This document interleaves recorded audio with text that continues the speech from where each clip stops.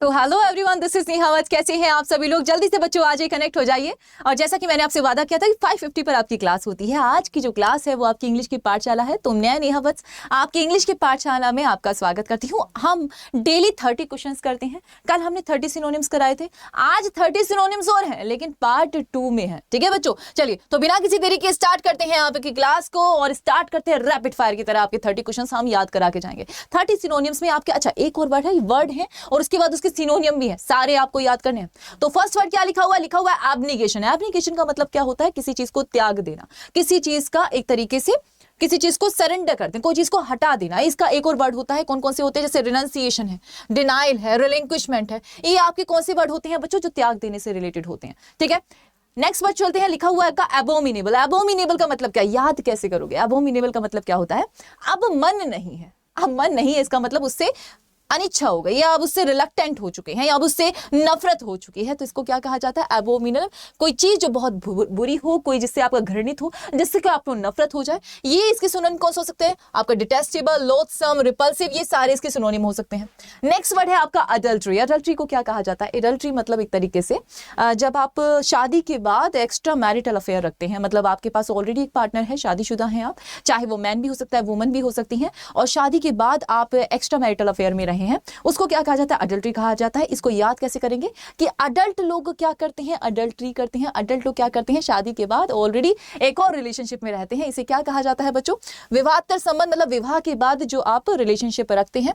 Infidelity कहा जाएगा, cheating कहा जाएगा, एक्स्ट्रा मैरिटल अफेयर कहा जाएगा। चीटिंग और इनफिडेलिटी ऐसे वर्ड हैं जो यूजुअली हम कम्युनिकेशन में भी यूज करते हैं। ठीक है, हाँ जी, चलते हैं आपका नेक्स्ट वर्ड पर, बोइस्टरस। बोइस्टरस का मतलब क्या होता है? बोइस्टरस का मतलब होता है जब बहुत ज्यादा शोर होता है, बहुत ज्यादा शोरगुल होता है, हल्ला गुल्ला होता है। इसे याद कैसे करेंगे? देखो यहां पर क्या लिखा है? बॉइस्टरस। अब बॉयज से आप बॉयज याद कर लेना, इतना तो कर ही लोगे ना, कर लोगे। तो एक लाइन होता है, make some noise with the desi boys, है ना। तो बॉइस्टरस का मतलब होता है जब बॉयज जो होते हैं वो बहुत ज्यादा शोर मचाते हैं। दिस इज कॉल्ड क्या होता है? बॉइस्टरस। बस हो गया ना याद। अब इसके सिनोनिम कौन से हो सकते हैं? लाउड होगा, राउटी होगा, अनरूली होगा। अनरूली मैम जो कंट्रोल में ना आए इतना ज्यादा, है ना। हाँ, नेक्स्ट वर्ड चलते हैं बच्चों, बचर। बचर का मतलब क्या होता है? जब आप हत्या कर दें। अब बचर से याद करना, बच्चे की हत्या करना, ऐसे कर लेना। बच्चे की हत्या नहीं होती, वो इन्फेंटिसाइड होता है। लेकिन यहाँ पर बचर का मतलब क्या होता है? जब आप किसी को मर्डर कर देते हैं, स्लॉटर होता है, किल होता है, या फिर मर्डर होता है, हत्या कर देना बहुत बुरी तरीके से, ठीक है, हीनियस तरीके से। नेक्स्ट वर्ड है आपका कैकोफोनी। दो वर्ड आते हैं, ये आपका एमटीएस के एग्जामिनेशन में बहुत बार आए हैं और आपके सीजीएल के एग्जामिनेशन में बहुत आए हैं। एक होता है कैकोफोनी, एक होता है कैकोग्राफिस्ट। दोनों वर्ड को याद रख लीजिएगा। दोनों वर्ड में फर्क क्या है बच्चों? हम यहां लग देते हैं कैकोफोनी एंड आपका कैकोग्राफिस्ट। दोनों वर्ड में फर्क क्या है? कैकोफोनी यहां पर पीएच है, इसका मतलब क्या है? साउंड से रिलेटेड है, कानों को चुभने वाला शोर जो होता है, दिस इज कैकोफोनी। कैकोग्राफिस्ट में आपका ग्राफी आई तो ये किससे रिलेटेड होता है? राइटिंग से। राइटिंग का मतलब यहां पर क्या है बच्चों? स्पेलिंग से। मतलब एक ऐसा इंसान जो कैकोग्राफिस्ट होता है, मतलब जो आपकी स्पेलिंग बहुत गंदी लिखता है। कैकोफोनी, कैकोग्राफिस्ट कैसे? कीड़े मकोड़े मार देता है, कैसे कहते हैं ना, किसने लिखने में कैसे कीड़े मकोड़े मार के, दिस इज कॉल्ड कैकोग्राफिस्ट। पीएच आ जाए तो साउंड से रिलेटेड होता है। नेक्स्ट वर्ड है आपका कैलीग्राफी। अच्छा, कैकोग्राफिस्ट होता है जो स्पेलिंग गलत लिखता है, गलत लिखता है। अच्छा, कैलीग्राफी का मतलब होता है हम कैली, कलियां खिलती हैं इसकी राइटिंग में। इसका मतलब क्या होगा? सुंदर लेखन, जो बहुत प्यार से लिखता है, बहुत खूबसूरत लिखता है। कैलीग्राफिस्ट कलियां खिलकर ऐसा लिखता है जैसे कलियां खिल गई हूं इसकी राइटिंग में। This is calligraphist, calli and graphist. ठीक है, ग्राफी जब भी आता है आपका वर्ड हमेशा राइटिंग से रिलेटेड होता है, चाहे आपका कार्टोग्राफर हो जो आपका मैप्स की राइट करता है, मैप्स को बनाता है, ऐसे वर्ड होते हैं। इसके सिनोनिम हो सकते हैं आपका पेनमैनशिप हो सकता है, हैंड राइटिंग आर्ट हो सकता है, स्क्रिप्ट राइटिंग हो सकता है। नेक्स्ट वर्ड है कैपिचुलेट। इसका मतलब क्या होता है? जब आप आत्मसमर्पण करते हैं, सरेंडर कर देते हैं।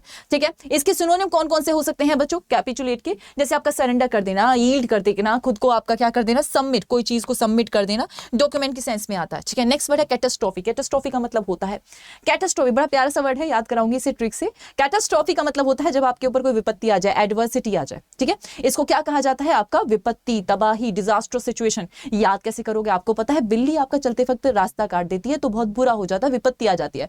तो आप कैट के सामने ट्रॉफी लेकर जा रहे थे, बिल्ली रास्ता काट गई, दिस इज कॉल्ड कैटास्ट्रोफी। हो गया यार। नेक्स्ट वर्ड है आपका शॉविनिस्ट। शॉविनिस्ट का मतलब क्या होता है? शॉविनिस्ट का मतलब होता है एक ऐसा इंसान है जो देश के लिए अपनी जान दे देता है, जो देश के आगे कुछ नहीं सुनता। वो क्या होता है बच्चों? ये आपका क्या होता है जिसके अंदर पैट्रियोटिज्म, आपका jingoism, patriarchal behaviour, superiority complex. Superiority complex किस चीज को लेकर होता है? अलग वे में मत जाइएगा, ये सिर्फ आपका कंट्री के लिए ही होगा, अदरवाइज ये किसी और सेंस में चला जाएगा, ईगोइस्ट की सेंस में चला जाएगा। तो याद रखना है शॉविनिस्ट का मतलब क्या होता है? चौबे से याद रखना है ना। शॉविनिज्म होता है लेकिन चौबे से याद है कि चौबे जी कैसे थे, अरे अंदर राष्ट्रभक्त थे ना, तो ऐसे याद कर लेना। दिस इज कॉल्ड आपका होगा शॉविनिस्ट। चल नेक्स्ट वर्ड चलते हैं बच्चों। वर्ड नंबर 11 है, लिखा हुआ आपका डिप्लोरेबल। डिप्लोरेबल का मतलब क्या होता है? जब आपको किसी चीज से नफरत हो जाए, घृणा हो जाए, आपको बहुत ऐसे आ जाए कि ये वाली फीलिंग आ जाए, दिस इज कॉल्ड आपका क्या होता है? डिप्लोरेबल होता है। इसके जो आपके क्या कहते हैं, इसका जो फॉर एग्जांपल कई बार ऐसा होता है कि आप कोई मूवी देखते हैं और बहुत वायलेंस है, किसी को पसंद नहीं है, तो दिस इज उसके लिए वो डिप्लोरेबल हो जाता है। इसके जो सिनोनिम हो सकते हैं, एट्रोशियस है आपका, ड्रेडफुल है, या फिर व्रेज्ड। नेक्स्ट वर्ड है आपका डिसीक्रेशन। डिसीक्रेशन का मतलब क्या होता है? देखो एक वर्ड होता है सैक्रेड। सैक्रेड का मतलब क्या होता है? जो आपकी पवित्र होती है, ठीक है।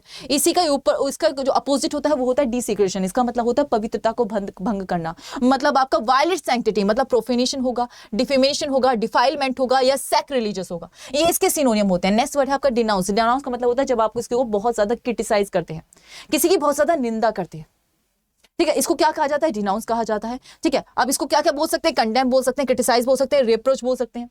नेक्स्ट वर्ड है आपका डिस्पेंस विद। इसके लिए एक वर्ड आता है इंडिस्पेंसिबल, जो आपका किसमें पूछा जाता है? वन वर्ड में, इंडिस्पेंसेबल, ये आपका पूछा जाता है। इसका मतलब होता है जिसे अलग नहीं किया जा सकता, अपृथकनीय जो होता है, ठीक है। हाँ, तो याद रखिए डिस्पेंस विद का मतलब होता है जिसके बिना काम ना चले, और इसी का एंटोनियम होता है आपका इंडिस्पेंसिबल। इसका जो एंटोनियम होता है वो क्या होता है? इंडिस्पेंसिबल। इसका मतलब डू विदाउट, एलिमिनेट करना, ठीक है। और इंडिस्पेंसिबल का मतलब क्या होता है? जिसे अलग नहीं करा जा सकता। फॉर एग्जांपल मेरा कोई दोस्त है, मैं उसके बिना अगर नहीं रह सकती हूँ तो मैं उसके लिए, मैं और वो कैसे हैं? इंडिस्पेंसिबल है, अलग नहीं हो सकते। नेक्स्ट वर्ड है आपका एलुसिडेट। इसका मतलब क्या होता है? कोई चीज आपके सामने बहुत स्पष्ट होती है, जैसे आपका कॉन्स्पिकुअस एक वर्ड होता है। एलुसिडेट का मतलब होता है कि अब ये जो डेट है, कोई भी डेट हो आपकी, वो अब स्पष्ट है कि एग्जाम इस तारीख को होगा, हो गया ना, या तो स्पष्ट करना होगा, समझना होगा, क्लैरिफाई करना, एक्सप्लेन करना, इल्यूमिनेट करना, ये आपके राइट आंसर हो सकते हैं। सिनोनिम की बात करी जाए, गॉरमेट, पाक कला का पार्क, इसका मतलब क्या होता है? एक ऐसा इंसान होता है जिसे खाने को लेकर बहुत ज्यादा इंटरेस्ट होता है, एक ऐसा इंसान जिसे हमेशा गुड फूड चाहिए।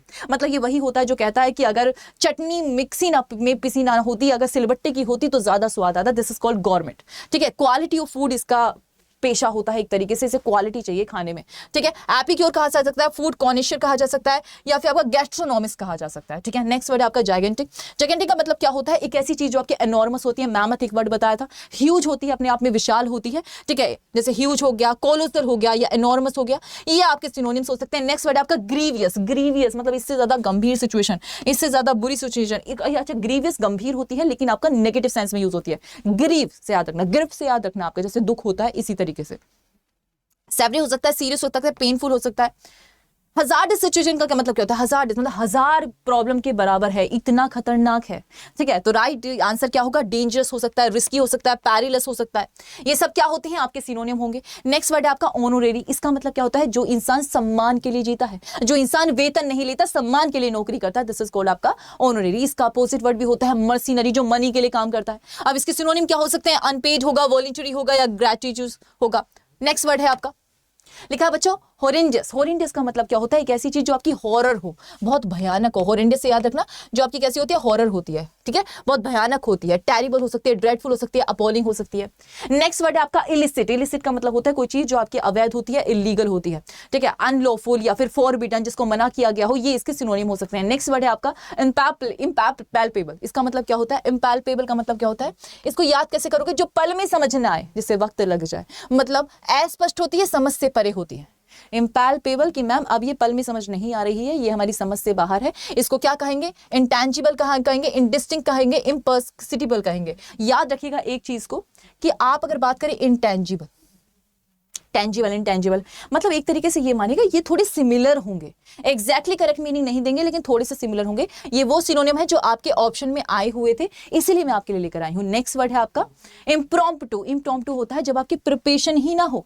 इम्प्रॉम्प्टू जब आपने प्रिपरेशन ही ना करी हो और एग्जाम आपके सर पर आ गए, उसे कहते हैं बिना प्रिपरेशन के। स्पॉन्टेनियस होगा, अनप्रिपेयर्ड होगा, एक्सटेम्पोर होगा। एक्सटेम्पोर का मतलब क्या होता है? एक ऐसी आप स्पीच को प्रिपेयर करते हैं जिसके पहले से आपकी तैयारी ही ना हो। नेक्स्ट वर्ड है आपका इनकॉन्स्पिकुअस, अभी बताया था कॉन्स्पिकुअस का मतलब होता है कोई चीज जो आपकी स्पष्ट हो। इन लग गया, इसने अपने आप में नेगेटिव बना दिया, इसका मतलब क्या होता है जो आसानी से ना दिखे, ठीक है। हाँ, अननोटिसेबल होगा, हिडन होगा या सटल होगा। नेक्स्ट वर्ड है इंडेलिबल। इंडेलिबल का मतलब होता है जिसे डिलीट ना किया जा सके।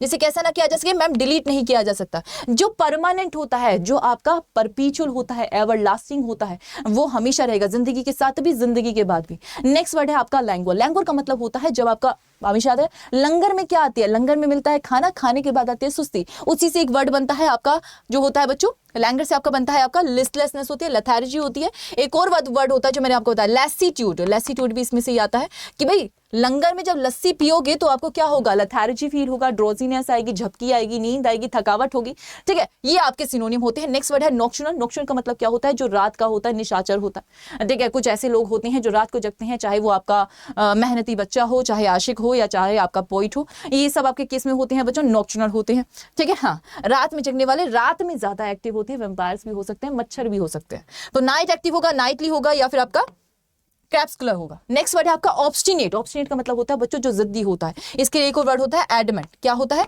एडमेंट होता है।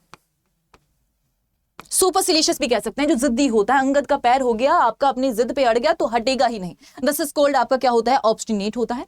स्टबन हो गया, या आपका रिफ्रैक्टरी हो गया, इनफ्लेक्सिबल हो गया, ये इसके सिनोनिम हो सकते हैं। ओस्टेंसिबल का मतलब क्या होता है, ओस्टेंसिबल याद रखिएगा, अभी क्वेश्चन पेपर करवा के आई थी मैं मॉर्निंग में, 2022 में सीजीएल में पूछा गया है, ठीक है। और कई और एग्जाम होते हैं जिसमें पूछा गया। ऑस्टेंसिबल बहुत ज्यादा है। ऑस्टेंसिबल का मतलब होता है जो आसानी से दिखाई दिया जा सके, ठीक है। इसके कौन से होते हैं आपके, एपरेंट हो गया, या सीमिंग हो गया, सुपरफिशियल हो गया। ये आपके कहीं ना कहीं सिमिलर वर्ड हो सकते हैं। एग्जैक्ट मीनिंग हो सकता है ना मिले, लेकिन ऑलमोस्ट सिमिलर होगा। आई होप ये इंग्लिश की पाठशाला में आपको ये जो 30 वर्ड मैंने सिखाए हैं ये आपको बहुत काम आने वाले हैं, क्योंकि ये वो वर्ड्स हैं बच्चों जो एग्जैक्टली आपके सेम टू सेम आपके एग्जाम में पूछे जाते हैं, ठीक है। तो कल फिर मिलते हैं आपके नए सरप्राइज के साथ। और कल की जो क्लास होने वाली है,